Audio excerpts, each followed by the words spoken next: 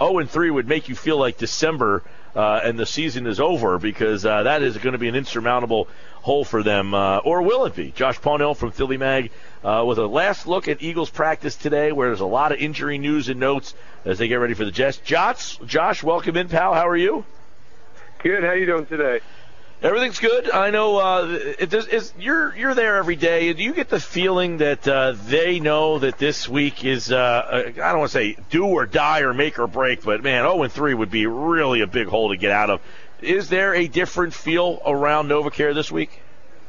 That's the thing that's been interesting, is there's been kind of a nonchalant feel. I think they're making a concerted effort to not get too high or too low. That was one thing that hurt them in the first game. Jason Kelce explained they were a little too amped up for that game. And so I think they're focused on, kind of keeping their emotions in check and not getting too high or low, because that's when, you start making mistakes and shoot yourself in the foot. I know that, he gave some injury updates today. If you can let the listeners in on a little bit. First off, can you kind of give us your feeling on Murray? I know they said last night he left. It was a tweak, but he didn't practice today, and they said they're going to look over the weekend. But, it seems that anytime hamstrings come into play, that's not a good sign. Yeah, and that was one thing that was, when that happened yesterday, obviously it was unexpected. It happened in practice. And as soon as it happened, people weren't really sure the severity of it. And, he sat out of practice today, as you said. And it's really tough to say, whether he's going to play Sunday or not. I don't think they even know. I think they'll have to look at him tomorrow and Saturday and see how he feels. But that's something that's absolutely up in the air as to whether DeMarco Murray will play. Kendrick, same deal? Same kind of feel? Yeah, Kendrick's is exact same. He hurt his left hamstring in the game on Sunday, had to leave early in the second quarter. You would think that he would be more likely to play because his hamstring injury, there's been more time since that happened. But, again, you don't really know the severity of it. Chip has been playing it very close to the vest. He says he doesn't know how bad it is. He doesn't know if he'll play on Sunday. So, it's, again, same type of deal with Murray. It's really up in the air right now. All right, let's go with Kendricks first, and obviously with Kiko out definitely this week, most likely even longer. Jordan Hicks, were you impressed with what you saw from him last week? Absolutely, and one thing that he really showed was he can be a three-down linebacker. Obviously, he's a rookie. He has a lot of room to improve, but he showed, he can play sideline to sideline. He can play the run. He can drop into coverage. He had one mistake in coverage where he gave up a big pass, but, he was lined up against a running back who was split out and had to run with him for, 30 or so yards. So that's a tough cover. But what really impressed the coaches is his ability to respond to bad plays. After he gave up that big play, when Dallas, I think they got, maybe 35 or 40 yards on the reception, 2 plays later, he had to sack on Tony Romo, knocked him out of the game, and forced a turnover. So that was what the coaches really were impressed by, was his response and his maturity on the field. Josh Paunil's with us, PhillyMag.com, Eagles reporter. Of course, Eagles Jets this weekend. And then obviously behind Murray, you got Ryan Matthews and Sproles. So I know Chip Kelly kind of talked about it today, that one of the reasons they brought Matthews in is because he was a similar style of back to Murray. So you would anticipate, Josh, that the running game wouldn't change all that much. But I guess my question to you is, does it need to change? Do they need to change up the run game? Well, that's a great question. What they need, they can't really change the play calls in the sense of, they have the inside zone, they have the outside zone, the sweeps. They're not going to change the plays. They can change, how they dress them up. They can disguise the formation, and whether it's in shotgun or under center, but they're not going to change the foundation of the running game of the offense. What needs to change is the execution of the offensive line. They've had communication and chemistry issues, and what's been most surprising is people were concerned about Alan Barber and Andrew Gardner, the 2 new starters at left and right guard, but Jason Kelce, who's been one of the best centers in the NFL, he's been struggling, and even Jason Peters, a future Hall of Famer at left tackle, he's had his struggles. So it's not just the new guys, but the established guys who actually haven't been playing well either. Josh, is this a continuity thing? I mean, is this something like, all right, Kelsey and Barber and Gardner, those three guys? Because it seems like anytime there's an injury on the line, it's like, well, they need to get themselves used to playing with each other. Is it as simple as, look, once these guys get more used to playing together, that the offensive line should be better, or is it a talent thing?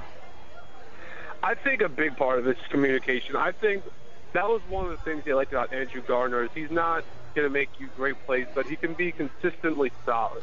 And that's been the biggest issue is just the communication and the chemistry. And one thing that Jason Kelsey said that I thought was interesting was he wasn't sure if they played together enough in the preseason to develop that chemistry and that communication with each other because they have all these reps in practice, but obviously the game situation, even in the preseason, is a different environment. It really tests that communication and chemistry better than you can in practice.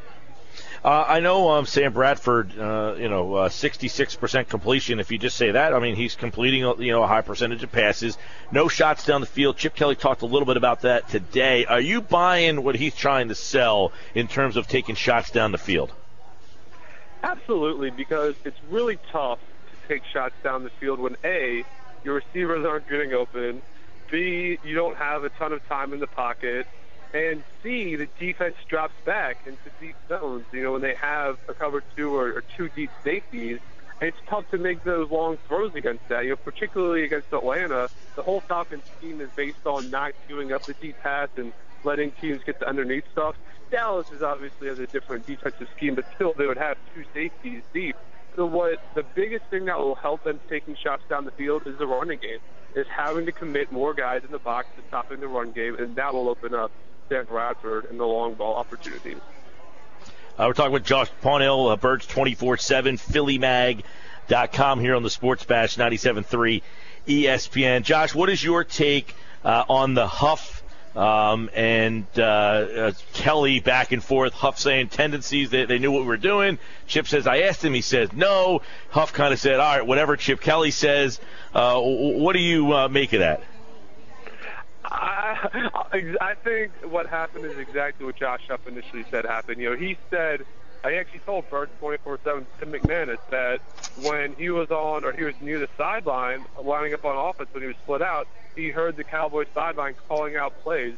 And that's something that's not too revelatory. People have been saying it's been easy to expect what the Eagles are going to run, but that kind of solidified the fact that the teams know what's coming, and they can call blitzes or they can call gap pressures to defeat that. And it seems like Chip just kind of told them, don't talk anything like that, just, don't stir anything up. And then Huff was obviously, he was more, you got the sense that he just didn't really want to talk about it again, and that Chip just told him, just to stay quiet about it. But it definitely seems like the defenses could completely see what's coming when the Eagles, regardless of what they're running. Right, so you're leaning towards Huff as being accurate, whether he said it or not, that other teams are picking up on what Philadelphia is doing. Yeah, absolutely. I mean, Huff 100%. I mean, he definitely said it, and I think he's 100% accurate. It's not too tough to tell what the Eagles are doing based off the formations they're coming out of and the plays that they're running. They have a lot of tendencies that you can see, not even teams, but, analysts can break down, okay, when they have, a tight end off the line of scrimmage, they'll, run this play. So it's been very apparent that the Eagles have some obvious tendencies. All 22, Josh, your look at the Eagles' success on the defensive side of the ball with Kendricks and Kiko out and Hicks in. And Thornton too? Let's throw him into the mix. Will they be able to continue their success with those key guys out? Yeah, I think so. And what's really been a surprise on the defensive side of the ball is the biggest question mark in my mind heading into the season was who's going to be that nickel cornerback, who's going to cover the slot receiver. And Malcolm Jenkins, coming down from safety, has done an excellent job because he's not just good in coverage, but he's good against the run.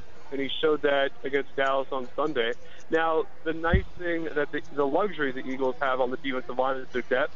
So Cedric Thornton's a good player, but, they have several talented guys on the defensive line. At linebacker, that's where they're going to feel the injuries more. Kiko Alonso and Michael Kendricks are their two best cover guys at inside linebacker. And although Hicks showed some potential and played well, you really can't bank on a rookie being as consistent as a guy like Kiko or Michael in there. And D'Amico Ryans is going to get more snaps because of this, and he's not your best cover guy either. So that's really where they're going to feel the injury bug, is that inside linebacker in the pass defense.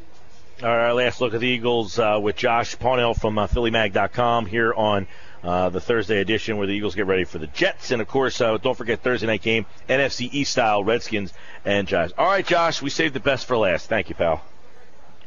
Thank you.